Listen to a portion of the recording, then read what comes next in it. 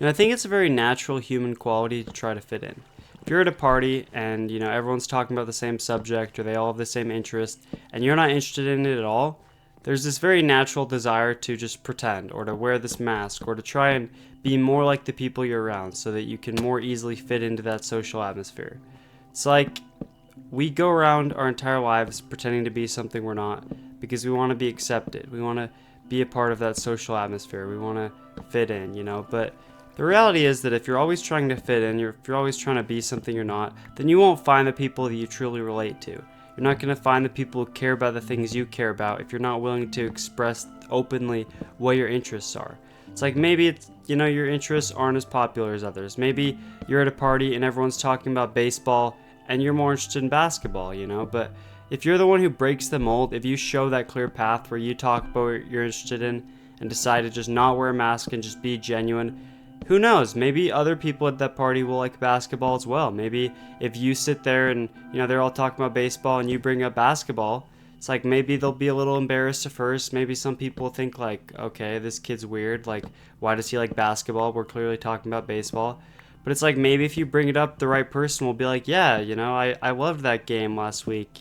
I mean, clearly sports isn't the greatest example because those are sort of, widely accepted, interests and things like that. But it's like even things you might think are like weird, like I promise like everything is interesting to somebody. Like everyone is going to have something that they can share with others because humans aren't all that unique. Like if you're interested in something, if you care about something, chances are someone else out in the world is going to care about that same thing.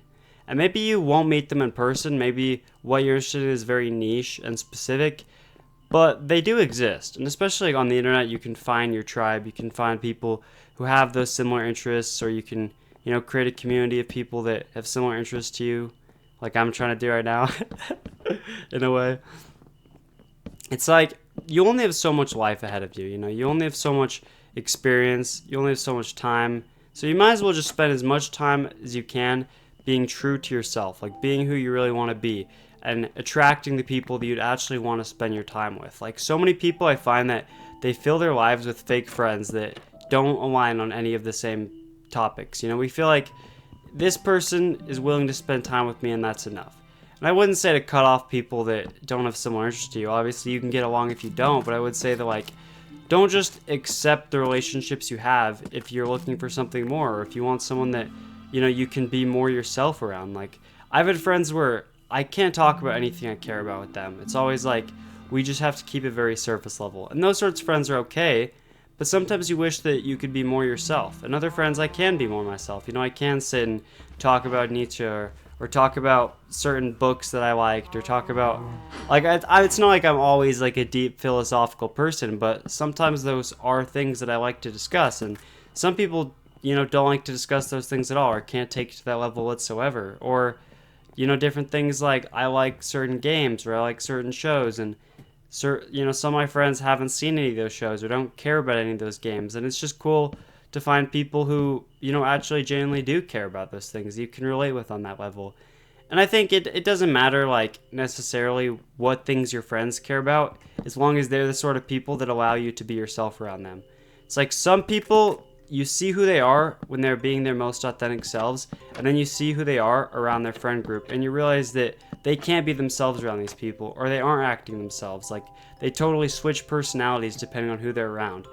And it's a very natural human quality. I mean, they might not even realize they're doing it. They might just innately have that mask that they just flip on. Like, they go to a party, and suddenly they're not this gentle, soft-spoken, intellectual type person that you thought they were. Suddenly they're this, like, rambunctious party animal, approaching everyone there.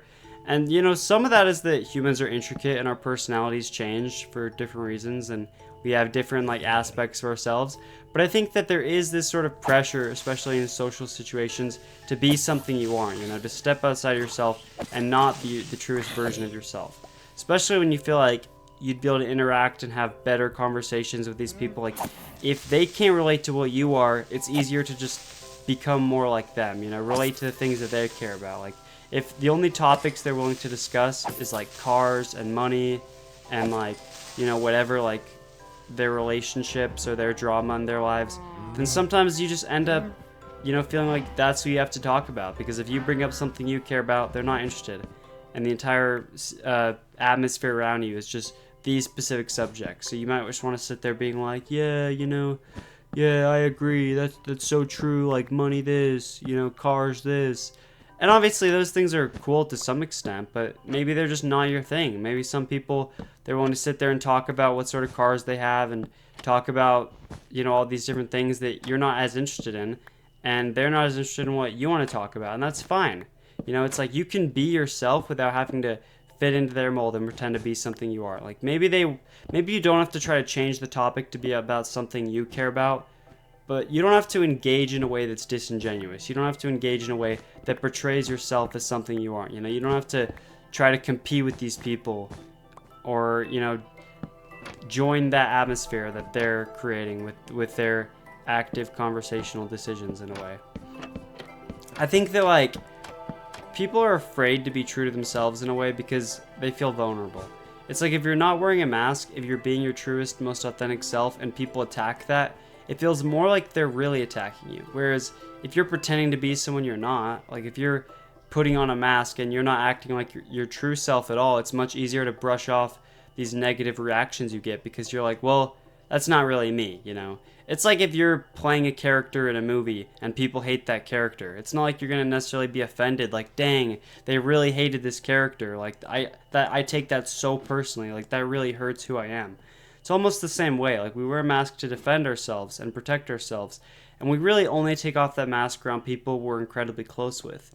Because, we feel like at least they will allow us to be ourselves and won't hurt us. But it's also why the people you're close with can hurt you the most. Because it's almost like you've shown them your truest, realest self. You've taken off the mask. And if they attack you, then it feels like they're really attacking you. They're not just attacking your character or that persona you put on. They're attacking the true essence of who you are. And there's something very vulnerable about this. There's something very vulnerable about trying to be your most authentic self in every situation. Because inevitably there are haters in life, and you're more likely to get hated on if you're being your truest self than if you're just trying to do what's, widely accepted or what's, the grain, the mold. But I think there's a certain attitude you can have to get through this. I think it's that if you have a good enough relationship with yourself, a good enough understanding of yourself and why you are unique and special and important in your own ways and why you are completely valid, then if people attack you and you are your most authentic self, you're more able to brush it off because you're like, well, at least I'm honest to who I am. At least I'm being myself. And if people don't like that, that's okay. I can't change who I am, but I'd rather be attacked for being who I am than be treated normally for being something I'm not. And I promise that if you are yourself, if you do go around not wearing that mask, sure, you might get more hate for that. It might feel more vulnerable, but you'll also attract people that you actually want to be around more and more because people resonate with that vulnerability. People resonate with seeing that this person is real. They're not wearing a mask. They're not pretending to be someone they aren't. Like, they're genuine, and that's incredible because this world is absent of genuine people nowadays. Like, with social media and everything going on in our society, like, we have this obsession with, like, status, this obsession with, like, playing up to the highest role you can be, like trying to, hyperbolize your entire existence to be so much greater than it is. Like, I'm actually this person. It's like we're trying to uphold this mask of something that we're not, something so much greater than what we actually are, or something like better. It's like all our posts are, edited and hyper sensationalized and all of these things to try to, like, portray our lives as being much more extraordinary than they really are. And if you're just grounded and down to earth and genuine in yourself, like, there are people who will see that and be like, yeah, like, finally.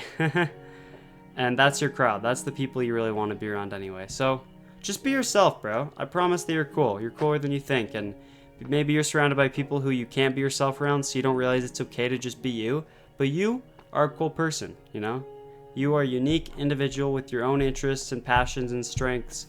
And I think people would really resonate with that if you're willing to just show off who you really are.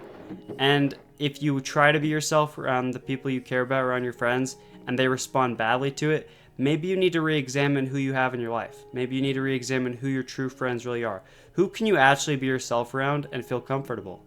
It's like, those are big questions. Who are you going to want to be like spending the rest of your life with? Like, who are going to be the friends for life? Those people that you invite to your wedding, and who are going to be these people that you always have to come around and put on a mask, and it's emotionally exhausting because you can't just be yourself, talk about the things you want, or express yourself in the ways that you feel necessary. And yeah, see you guys tomorrow.